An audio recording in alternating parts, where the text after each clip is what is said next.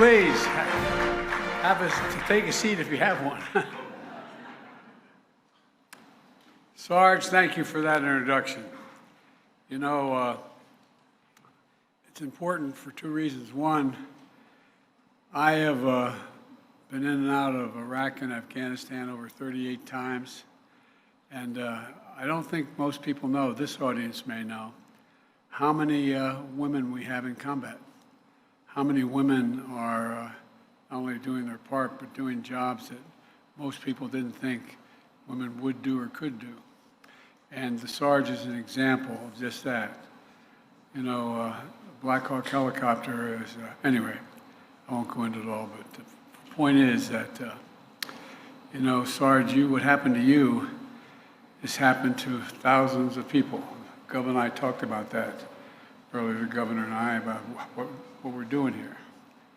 You know, you and your fellow veterans are the heart, the soul, and the very spine and sinew of this generation. I mean, that's a fact. You know, only 1% of you volunteer to protect all of us. That's what it is. And it's all volunteer. And I want to thank Dr. Angela Williams and the great team here at Salt Lake City VA for hosting us, for taking care of our heroes.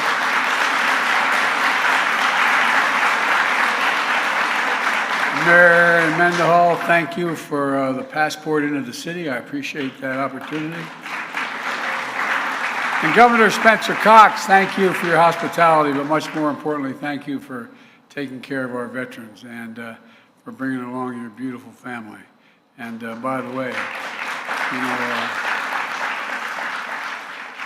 years ago, just a little ad lib here, but years ago when John Kerry was the nominee for president of the Democratic Party, he talked with me about the possibility of being vice president, and on his ticket. And I wasn't. We're old friends. And I said, no, I didn't want to be vice president. But had I known that as vice president I get Secret Service, and had I known that meant my daughters had Secret Service and my granddaughters, I would have fought even harder for them at the time. And now I have a bunch of grandchildren. They all have Secret Service, and my daughter has Secret Service, and you know, it's just wonderful. I'm not sure what they think about it, but it's just wonderful. Anyway, thank you very, very much. And look, before I begin, I want to say a word about the devastating wildfires that have claimed at least 36 lives in Maui and Hawaii. We have just approved a major disaster declaration for Hawaii, which will get aid into the hands of the people desperately needing help now. They've lost, anyone who's lost a loved one whose home has been damaged or destroyed is going to get help immediately. And I've directed that we surge support to these brave firefighters and first responders and emergency personnel working around the clock there, risking their lives. I just got off the phone before I got here for a long conversation with Governor Josh Green this morning, and let him know I'm going to make sure the state has everything it needs from the federal government to recover. The FEMA Administrator Griswold will be in Maui tomorrow, and I've directed her to streamline any process with requests for help and survivors registered for immediate federal assistance without delay.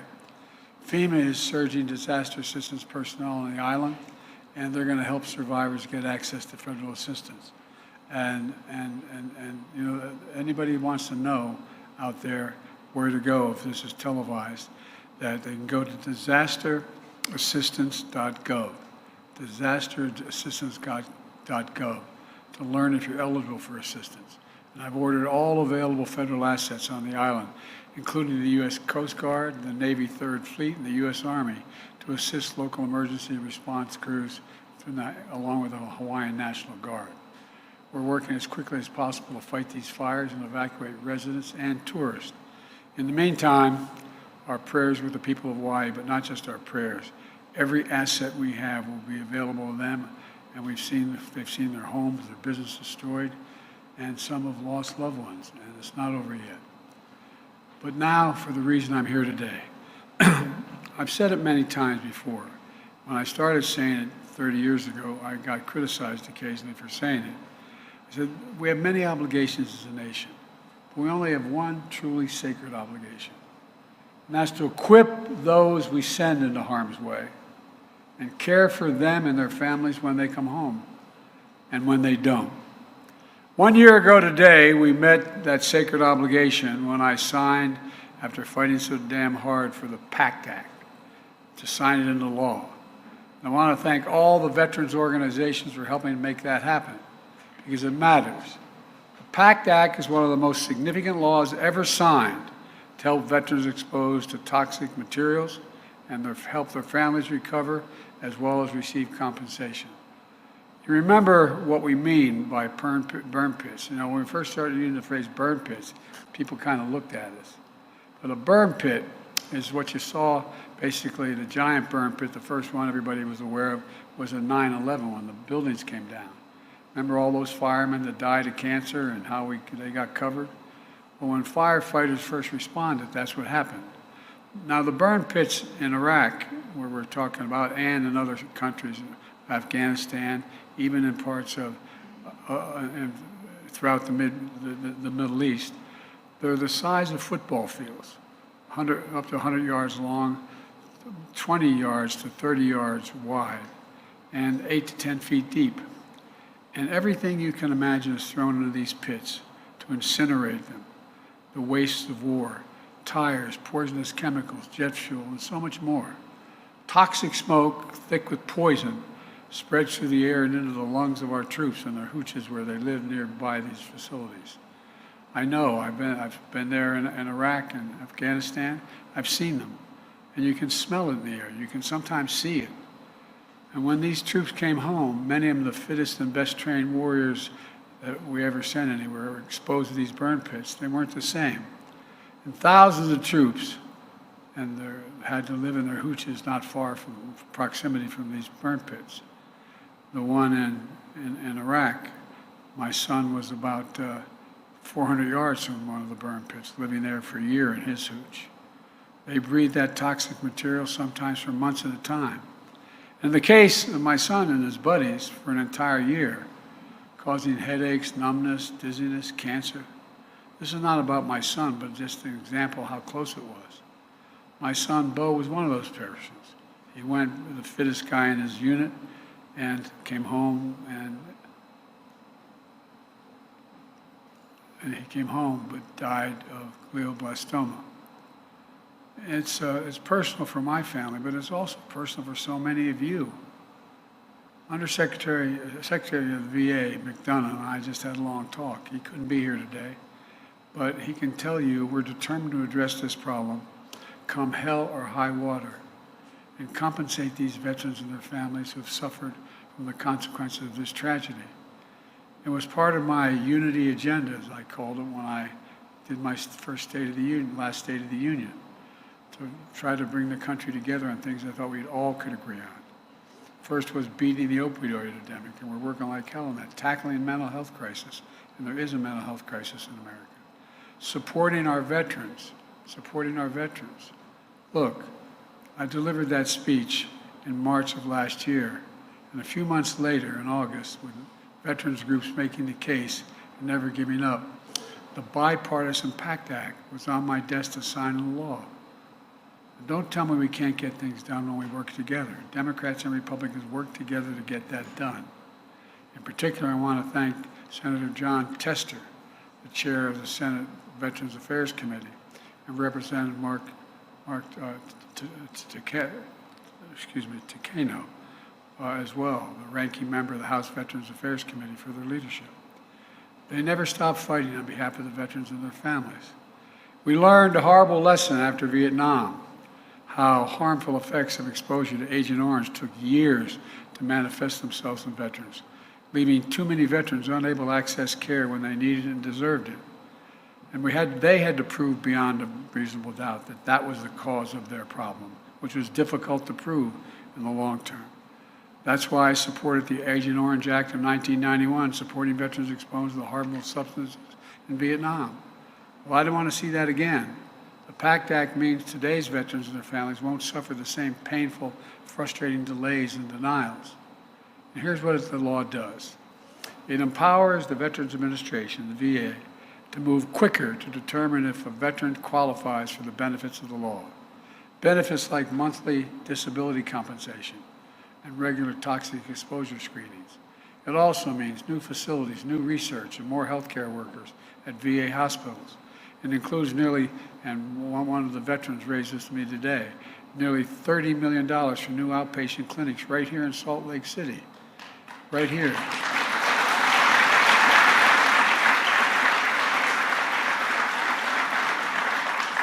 And for families who have suffered the ultimate loss, it means potential access to life insurance, tuition benefits for their surviving family members, home loan assistance, and monthly stipends, which cannot replace one of the breadwinners in their home, but it sure in hell can help.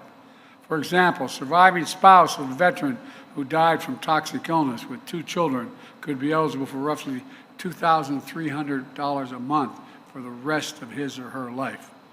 I'm proud to announce that over 340,000 veteran survivors are already benefiting the law just 1 year after it was signed, including over 2,000 veterans here in Utah. Veterans are getting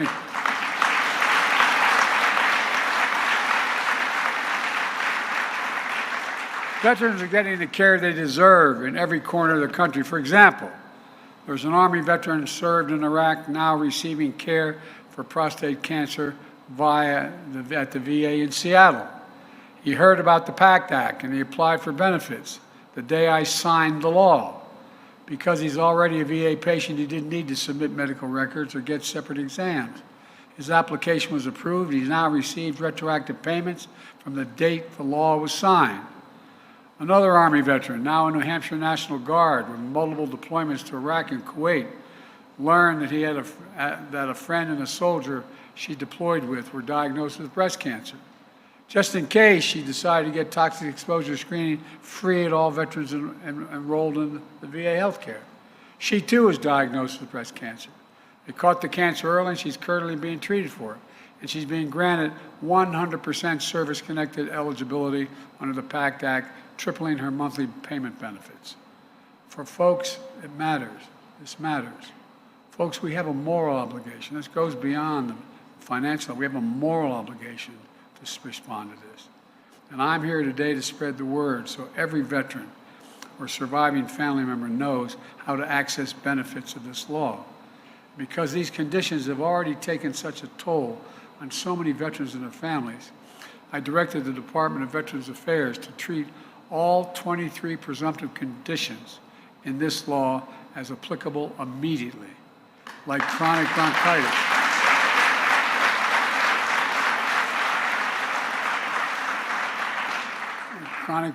bronchitis, asthma, many types of cancer, including any type of reproductive cancer. And something we've been fighting for a long time. Vietnam-era veterans are entitled to compensation for hypertension. This is now the law. And let me give you an example of why it matters. The widow of a 28-year Army veteran in Connecticut applied for survivor benefits after her husband died from gastrointestinal cancer. That was before the PACT Act was passed, and her claim was denied.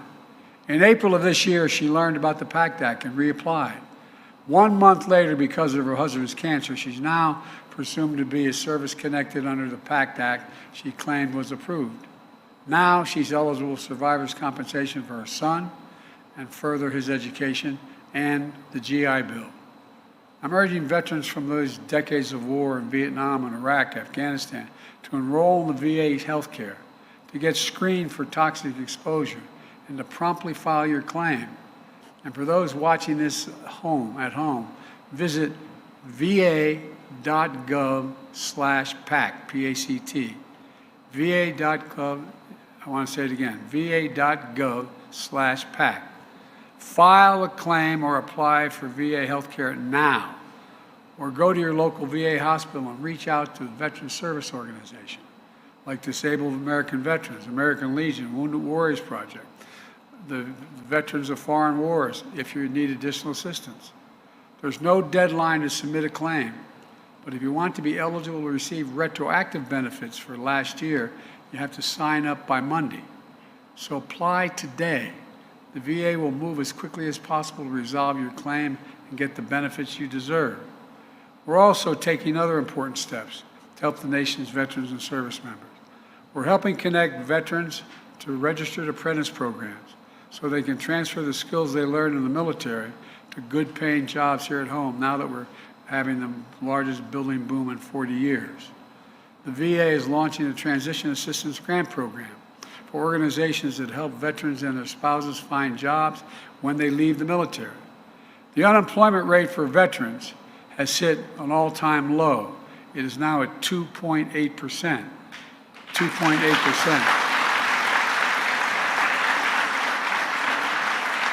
And we're damn proud of that. We've made that a priority since we got in office. This spring, I signed an executive order directing the VA to cut red tape and give veterans who need assistance at home more flexibility in picking who will be their caregiver. Earlier this summer, I went to North Carolina, and I signed an executive order at Fort Liberty. It calls the most comprehensive set of administrative actions in the history of this, and to support the economic security of military veterans, their spouses, caregivers, and survivors. Like making it easier for a military spouse to find a job in the federal government, expanding access to child care for military families. You know, when I first took office, I signed the American Rescue Plan, which invested $17 billion for veterans' health care, including mental health care and suicide prevention, to deal with the fact that more veterans have been and continue to die of suicide than in battle over the past 2 decades. More veterans die of suicide. And all the stories I heard in my home state, people would call up and looking for help. My husband, he needs help, and couldn't get through. We'll get back to you. 17 a day dying of suicide nationwide. 17 a day. Even one veteran dying of suicide, particularly because he couldn't get the help immediately.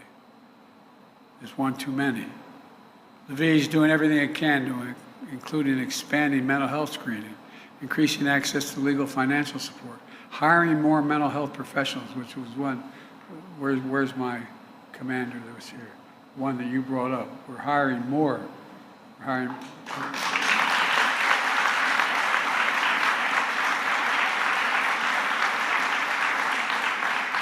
Including through a proven program that recruits veterans to help other veterans understand what they're going through to get the help they need.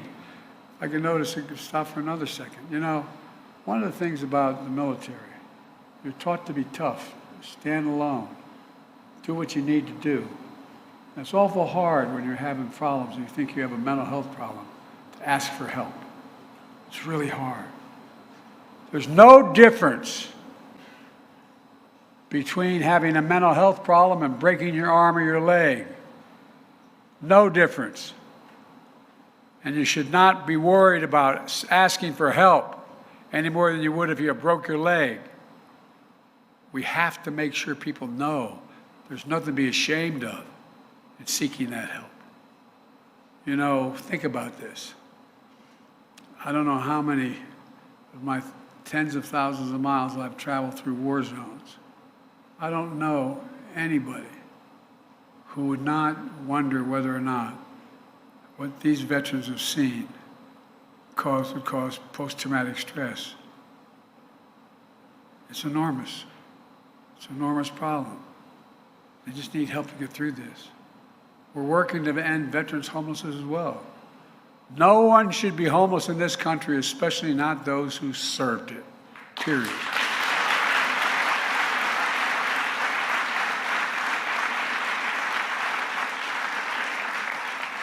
Last year, the VA found permanent housing for over 40,000 veterans and set a goal of permanently housing at least another 38,000 this year.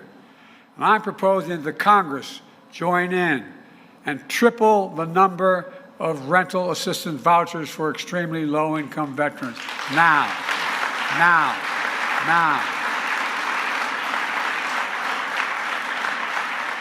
In securing a bipartisan budget agreement earlier this summer and preventing an economic collapse, we stopped draconian cuts in veteran services. That agreement including dedicated funding for our veterans' health so that the health care of those who serve so bravely in this country won't be used as a bargaining chip going forward to try to get other things cut. The agreement also fully funds the PACT Act and expands nutrition benefits that will now be available to our veterans. After serving this nation, no veteran should go hungry. No veteran should go hungry.